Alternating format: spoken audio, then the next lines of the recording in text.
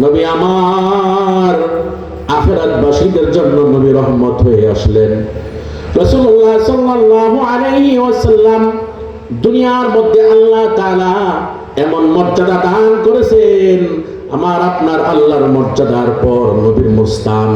আল্লাহ রাব্বুল আলামিন যেমন রব্বুল আলামিন, তিনি যেমন দুনিয়া এবং আখিরাতের জন্য রব, আমার আপনার নবী দুনিয়া আখিরাতের সকলের জন্য রহমত। সুবহানাল্লাহ। আল্লাহ রাব্বুল আলামিনের রববিয়তের এরিয়া যতটুকু, আমার আপনার নবীর রহমতের এরিয়া ততটুকু। সুবহানাল্লাহ। আমার আল্লাহ যেমন জান্নাতের আল্লাহ, জাহান্নামের জন্য আল্লাহ, সমস্ত মাখলুকাতের জন্য আল্লাহ, আমার আপনার নবী জান্নাতের নবী, জাহান্নামের নবী, দুনিয়ার সমস্ত মানব দানবের জন্য রহমত নবী। রাসূলুল্লাহ সাল্লাল্লাহু আলাইহি ওয়াসাল্লাম দুনিয়াতে আগমন করার পর রাসূলের বয়স যখন 12 বছর হয়, নবী আলাইহিস সালাতু ওয়াস সালামের চাচা আবু তালেবের সাথে সিরিয়ার উদ্দেশ্যে রওনা হয়। নবীজির চাচা আবু তালেবের সাথে ব্যবসার জন্য, চাচা আবু তালেবের সাথে সিরিয়ার উদ্দেশ্যে যখন রওনা হয়, বসরা নামক জায়গাতে যাওয়ার পর বুহাইরা নামক একজন পাদ্রী রাসূলকে দূর থেকে দেখে দৌড়ে আসলেন। চাচা আবু তালেবকে জিজ্ঞাসা করলেন, এই ছেলেটা কার? এই ছেলেটাকে?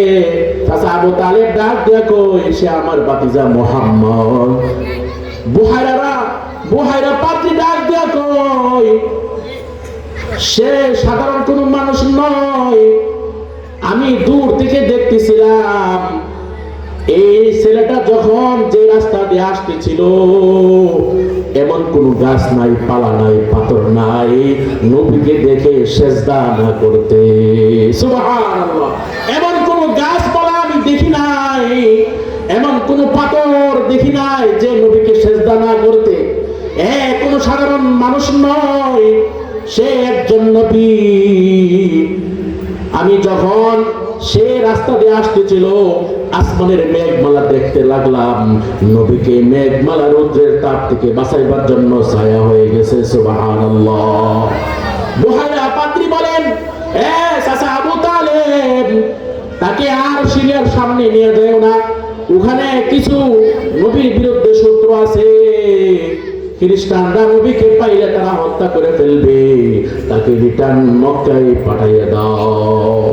এই বুহাইরা একজন খ্রিস্টান পাদ্রী, সে নবীর পুরাপুরি তাওরাতের মধ্যে পড়েছিল, নবীর তাওরাতের মধ্যে গুণাবলী পড়ে সে দেখতে, নবীকে দেখে মাত্র বুঝতে পারছে সে আখের নবী, সে বিশ্ব নবী রাহমাতুল লিল আলামিন। নবী আমার আল্লাহ তাআলা নবীকে এমন মর্যাদা দিয়ে পাঠাইছেন, নবী আমার নবী আলাইহিস সালাতু ওয়াস সালামের তুতু মুবারক সাহাবায়ে কেরাম নবীর তুতু সংগ্রহ করার জন্য পাগল পড়া হয়ে যেত। উরওয়া ইবনে মাসউদ থেকে বর্ণিত, তিনি বলেন, আমি ইসলাম গ্রহণ করার পরে হুদায়বিয়া নামক জায়গাতে যখন আমি কাফেরদের পক্ষ হয়ে নবীর কাছে গিয়েছিলাম, আমি সন্ধি করার জন্য মক্কার কাফেররা আমাকে পাঠাইছিল মুহাম্মদ এবং তার দলবলকে দেখবার জন্য, দেখভাল করার জন্য। আমি যখনকে দেখলাম মুহাম্মদের সাথীরা, নবী মুহাম্মদ যখন উযু করে তার উযুর পানি নেওয়ার জন্য পাগল পাড়া হয়ে যায়। সুবহানাল্লাহ। নবীর মুহাম্মদের সাথীরা নবী যখন উযু করে তার পানিগুলা নিজের শরীরের মধ্যে মাইকা নেই, তুতু পাড়াইলে সাহাবায়ে কেরাম তুতুগুলা নবীর শরীরের মধ্যে মাইকা নিজেরে দণ্ড মনে করে। সুবহানাল্লাহ। উরওয়া ইবনে মাসউদ বলেন, আমি কোন রাজা বাদশার কত দরবারে গেছি, এমন রাজা বাদশার দরবারে এমন দেখি নাই যে রাজা বাদশাকে এত সম্মান করতে, সাহাবায়ে কেরাম নবী মুহাম্মদকে যে পরিমাণ সম্মান করে এমন কোন রাজা বাদশাকে আমি দেখি নাই। আমার আপনার নবী আলাইহিস সালাতু ওয়াস সালাম শরীর থেকে যখন গান ঝরতো, সাহাবায়ে কেরাম সহ বহু সাহাবীরা নবীর গানগুলোকে শিশির মধ্যে রাখা আতর হিসেবে ব্যবহার করতো। সুবহানাল্লাহ। নবী আলাইহিস সালাতু ওয়াস সালাম কে সাহাবায়ে কেরাম এত সম্মান দিয়েছেন, এত মর্যাদা দিয়েছেন, এত নিজের মধ্যে মহব্বত করতেন। আল্লাহর পয়গম্বর দ্বীনের দাওয়াতের জন্য যখন মক্কা ছেড়ে মক্কাবাসীদের যন্ত্রণায় সহ্য না হয়ে তায়েফে তিনি ছুটলেন তায়েফবাসীদেরকে দ্বীনের দাওয়াত দেওয়ার জন্য। নবী আলাইহিস সালাতু ওয়াস সালাম তায়েফ শহরে ঢোকার পর ওখানে তায়েফের তিনজন লোক ছিল, তিনজন। আমর ইবনে উমাইরের তিন ছেলে, একজন হলো আব্দুল আলিল হাবিব, তিন নম্বর হলো মাসউদ। তার তিনজন সন্তান তায়েফের সর্দার ছিল, নেতা ছিল। নবী আলাইহিস সালাতু ওয়াস সালাম চিন্তা করে দেখলেন, আগে এই এলাকার মানুষকে দাওয়াত দেওয়ার জন্য আমাকে আগে সর্দারকে ম্যানেজ করতে হবে, সর্দারকে দ্বীনের দাওয়াত দিয়ে এদেরকে দ্বীনের পথে আনতে হবে, তাহলে এই এলাকার মানুষকে দ্বীনের পথে আনা আমার জন্য সহজ হইবে। এই জন্য নবী আলাইহিস সালাতু ওয়াস সালাম তিনজন সর্দারের কাছে গিয়ে দাওয়াত নিয়ে গেলেন। তারা নবীকে জিজ্ঞাসা করে, তুমি কোথায় থেকে আসছো আমাদের কাছে দ্বীনের দাওয়াত দেওয়ার জন্য? তোমারে কে নবী বানায় পাঠাইছে? মক্কার মধ্যে কি আর কাউকে আল্লাহ পাইছে না নবী বানায় পাঠাইতো? তুমি নবী, আমরা তোমাকে নবী বলে বিশ্বাস করি না। একে একে তিনজন নবীর দাওয়াত গ্রহণ করে নাই, নবীর দাওয়াতকে প্রত্যাহার করে ছুড়ে মারলেন।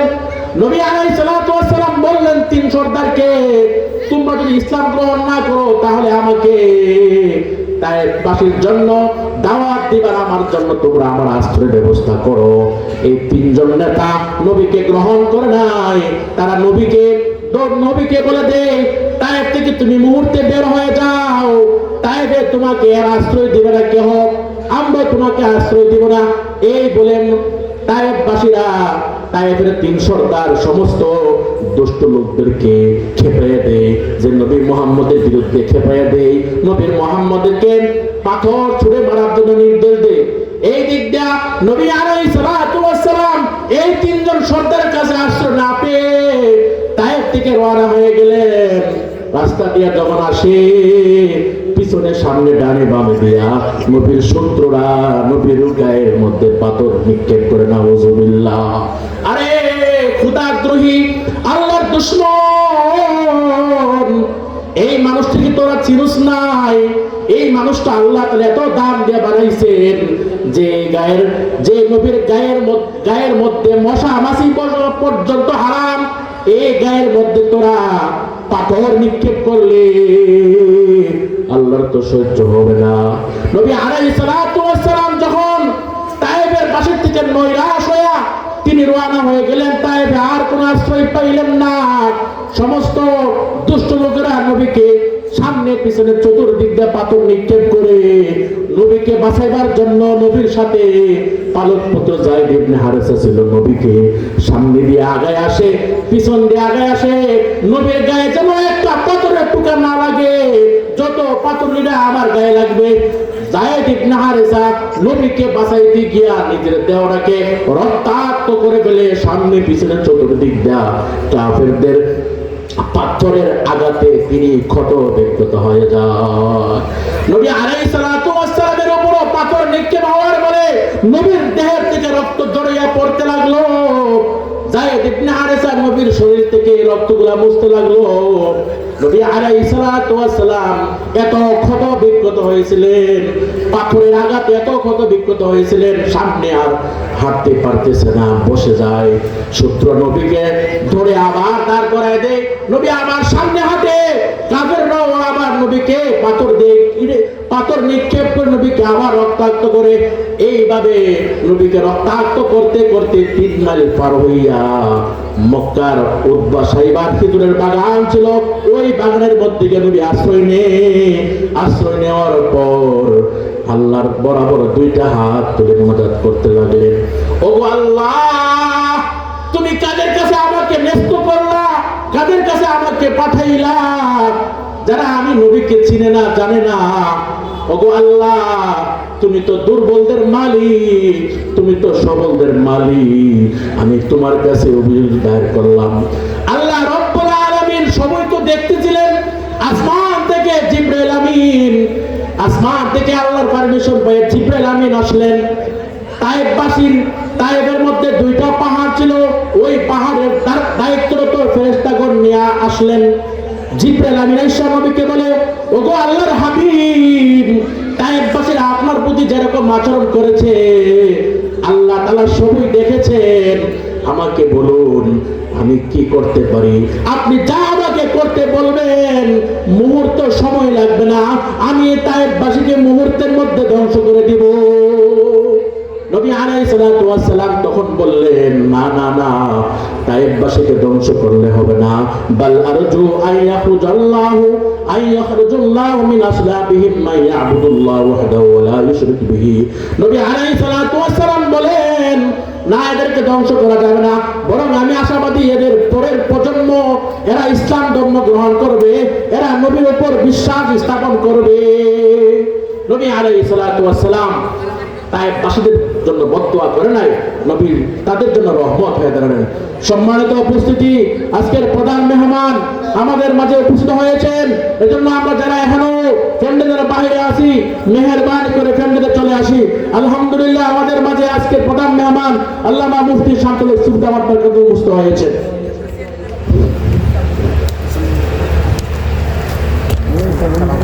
জি জি